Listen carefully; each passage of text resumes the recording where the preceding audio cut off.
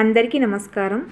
లక్ష్మీదేవి చూపులు మన మీద తొందరగా పడాలన్నా, లక్ష్మీ అనుగ్రహం సంపూర్ణంగా కలగాలంటే లక్ష్మీదేవికి అత్యంత ప్రీతికరమైన పత్రితో ఆరాధన చేయాలి. ఆ పత్రి బిల్వదళం. అయితే 5 శుక్రవారాలు కానీ లేదా 5 గురువారాలు కానీ బిల్వ దళాలతో లక్ష్మీదేవిని ఆరాధించాలి. అయితే ముందుగా 5, 9, 11 ఈ విధంగా కొన్ని బిల్వ దళాలైతే తీసుకోవాలండి.